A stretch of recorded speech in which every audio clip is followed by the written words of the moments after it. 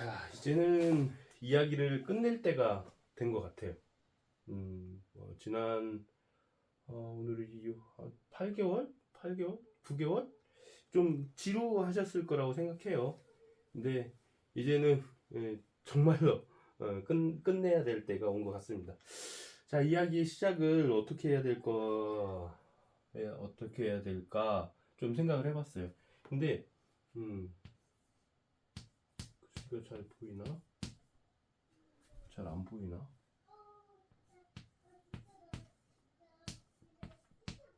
자, 이겁니다. 이야기의 본질은 여기에서 시작됐어요, 사실. 그러니까 열등감. 되게 요즘 그런 이제 전화 통화를 했었는데 스스로를 이제 본질을 여기에서 제가 캐치하게 된 거예요. 스스로를 난쟁이 똥자루라고 표현을 하는 사람을 만났습니다. 전화 통화를 했어요. 그 사람답게 할자라고 하는 그 분인데, 예. 그분이 자기 스스로를 난쟁이 똥자루라고 표현을 하더라고요. 왜 스스로를 그렇게 표현을 하지? 저는 이제 그게 궁금했어요. 왜 그럴까? 스스로를 왜 그렇게 낮출까? 그것은 이제 화를 내면서 그런 표현을 썼거든요. 그런데 스스로 자신을 그렇게 평생을 생각하면서 살아온 사람 같더라고요. 이야기를 들어보면 막 씩씩거리고 이러면서 스스로 전화 통화를 어떻게 그렇게 말도 안 되게 하면서 이렇게 통화를 하는지 나는 그런 통화를 해본 적이 없어가지고 궁금하시면은 그분한테 이 녹취록을 공개하라고 제가 얘기를 했으니까 공개하셔도 괜찮을 겁니다. 근데 7, 8개월 전에 모든 사건의 발달은 여기에서 시작됐다. 열등감. 인간의 감정 중에 가장 쓸모없는 감정이 이 열등감이라는 거거든요. 어떤 도움을 못 줘요. 이제 자기 부족한 걸 스스로 깨닫고 부족한 걸 개선하려고 하는 것은 감정은 열등감이 아닙니다. 이건 열등감이라는 건 인간한테 아주 그냥 사악한 존재. 이 열등감에 쩔어 사는 사람들은 주변도 다 그렇게 어떤 이 열등감의 주변은 다 어떻게든 이렇게 연결고리가 생깁니다. 예. 그렇게 생기다 보니까 이 연결고리에서 이 열등감에 쩔어 살던 사람의 주변에서 연결고리가 생긴 게 바로 파란 나라죠. 예. 이 파란 나라는 스스로를 어떻게 표현을 했냐면 이대 나온 여자다. 100% 이대 안 나왔을 겁니다. 그리고 송파에 살면서 귀촌을 했다. 그래가지고 저를 이렇게 관심을 갖게 됐고 그렇게 어떤 그런 표현을 썼죠. 근데 이분도 아주 열등감에 쩔어 사는 사람이에요. 그러다 보니까는 또 여기에 또 이제 막 끼어듭니다. 여기에 계속적으로 끼어들어요. 예. 뭐 지금 뭐 사람답게 또 뭐 임죄령 또 뭐 정신개조 예. 뭐 이런 사람들이 이제 그리고 또 닉을 막 자주 바꾸는 그런 좀 이상한 닉 바꾸는 사람 있잖아요. 그런 사람들이 끼어들어요. 예. 근데 이 사람들도 다 마찬가지로 굉장히 심각한 열등감에 시달리는 사람들이에요. 그러니까는 열등감의 대표자 난쟁이 똥자루 그리고 파란 나라 여기에서 막 분란이 막 일어나니까 그 열등감에 막 시달리던 사람들이 여기에 막 달라붙습니다. 그 똥에 똥파리들이 끼듯이 막 달라붙어요. 막 달라붙어가지고는 이제 서로 막 추앙해주고 막 박수 쳐주고 응원하고 막 그렇게 된 거예요. 그러다 보니까는 이제 동료 의식, 예, 동료 의식 같은 거 그런 것이 막 생겨요. 그러면 이제 그런 거 있잖아요. 어떤 조직 안에 들어와 있다는 그 안도감, 그리고 나는 이렇게 강력한 조직 안에서 이렇게 존중받는 사람이야라고 하는 어떤 그 우월감, 그런 것들이 이제 서로를 지금 이 순간 뭐 사람답게 임죄령 뭐 정신개조 또 그 빼먹으면 좀 도른지기, 도른지기, 또 그 천양고추 또 누구냐 제 대표적인 사람이, 꼬치 아빠, 그런 사람들 있잖아요. 그런 사람들이 이제 그 어마어마한 어떤 그 패배의식과 어떤 열등감으로 쩔어 살던 사람들이 여기에만, 이 부류에만 딱 들어오면, 이 부류에 딱 들어오면은 하면서 안도감, 그 다음에 이렇게 그 우월감, 그런 것들이 생기나 봐요. 그런데 이건 그 정상적인 집단은 아니죠.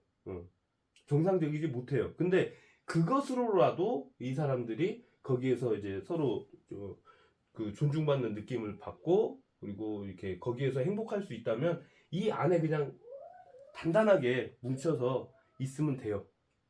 있으면 되는데, 난쟁이 똥자루 열등감에 푹 빠져있던 여기에서 이분이 큰 사고를 하나 치죠. 동네 바보를 건드는 거예요. 더군다나 동네 바보형으로 살기를 원하는 어떤 사람을 건드려요. 건드렸는데 그게 큰 실수가 돼버린 거죠. 큰 실수가 돼서 이제 양쪽 날개가 다 잘린 채로 추락을 합니다. 깊이, 예. 그냥 물 속으로 들어가요. 땅 속으로 들어가요. 추락을 해요. 추락을 하고 나니까 이 사람들은 더 특히나 그 천안고추 이런 사람들은 더 똘똘 뭉칩니다. 더 똘똘 뭉쳐. 근데 같이 추락해서 여기 땅 속에 있으면서도 거기에서도 그 행복감을 느끼나 봐요. 그래가지고는 이 사람들은 이제 점점 더 이렇게 악에 받쳐서 동네 바보를 공격을 합니다. 바보를 막 공격을 해요. 근데 바보니까 늘 행복하게 잘 살고 있어요. 그리고 뭐 아무튼 너무나 행복하게 잘 살고 있어요. 그러니까 이제 더 화가 나요. 또 더 어떤 그 상대적 박탈감 같은 걸 더 많이 느끼나 봐요, 얘네들은. 예. 더 많이 느껴요. 특히나 도른지기 같은 경우는 아예 돌아버렸어요. 아예 돌아버려가지고, 얘도 긁고 다 돌았는데, 특히나 도른지기는 어떤 그 자기가 받지 못하는 어떤 다른 사람들의 시선이라든지 아니면 그런 것들, 그리고 자기가 받지 못하는 혜택이라든지 이런 것들이 너무나 이제 열받는지 완전히 돌아버렸어요. 네. 네, 어쨌든 요거 말입니다. 열등감. 이거 정말 쓸모 없는 거예요. 사람은 존재 자체로서 그냥 소중하고 존중받고 아름답거든요. 살아내는 것 자체가 그게 아름다운 거예요. 그런데 이렇게 더 이제 진행이 되지 않고 스스로를 파괴하지 않고 아름답게 살 수 있는 가능성을 제가 이야기를 하려고, 이제는 좀 거의 끝나가니까 이제 뭐 4월이 넘어가지 않을 겁니다. 그 막장 이야기의 끝은 4월을 넘기지 않을 거예요. 끝이 날 거예요. 틀림없이 끝이 나는데, 그 전에 스스로 이 그 시궁창에서 빠져나와가지고 열등감에서도 벗어나고, 그리고 자신의 삶을, 진짜 자기의 인생을 살 수 있는 기회를 제가 좀 드렸으면 해서 또 칠판을 이렇게 들고 나왔습니다. 어쩔 수 없었어요. 그러니까 첫 번째 딱 얘기하는 건, 열등감이라고 하는 건 스스로를 파괴한다. 근데 내가 부족하다고, 이게 자기 반성을 통해서 내가 부족하다고 인식되는 건 개선하려고 하면 된다. 그런데 열등감 때문에 열등감을 느끼게 하는 대상을 공격을 하는 건 제일 큰 악수다 라는 걸 분명히 말씀드립니다. 열등감을 느끼게 하는 대상이 생기면 따라서 하면 돼요. 그 사람은. 예. 저 사람이 나보다 잘생겼네? 뭐 키가 크네? 이런 건 따라할 수 없죠.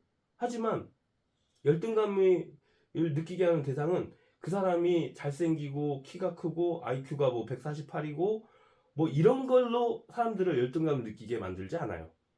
물론 열등감을 느끼는 사람이 더 이게 잘못한 거지만 그 사람은 그냥 착하고 그리고 모든 행동 거지 하나하나가 좀 이렇게 뭐랄까 좀 품위가 있고 그 경박스럽지 않고 그리고 좀 그 기품이 있죠. 예. 그런 걸 따라하면 돼요. 그런 걸. 그러니까 제일 중요한 건 그 키를 따라갈 수 없고 IQ를 따라갈 수가 없고 몸무게를 따라갈 수가 없고 물리적으로 이미 형성된 건 따라갈 수가 전혀 없습니다. 그러니까 사람은 정신적으로 성숙해 나가는 게 인생 목표의 가장 큰 거다라고 하는 것을 제가 꼭 얘기해 주고 싶고 따라갈 그 열등감을 느끼게 하는 사람을 따라서 해야 된다라고 말씀드렸는데 제일 중요한 거 그 열등감을 느끼게 하는 사람 누군지 아시죠? 아 항상 얘기하지만 개미 예, 뭐 개미 제일 하찮은 동물들이라고 사람들이 뭐 주로 많이들 이렇게 얘기하고 있는 이 개미라고 하는 존재 자체마저도 이 생명마저도 존중하고 사랑하라. 그러면 개미를 존중하는 사람은 모든 사람들 뭐 그 우리가 희노애락을 겪고 생로병사를 겪고 하면서 살아가던 모든 어, 인간들을 다 사랑할 수 있습니다. 기본 바탕이 개미에서 시작돼야 된다. 개미를 존중하라. 첫 번째. 그리고 두 번째. 개미를 존중하고 살아가라. 두 번째는 뭐냐면 모든 존재를 바라볼 때 시선이 있잖아요. 부러워하는 시선으로 부러움마저도 가지지 말아라.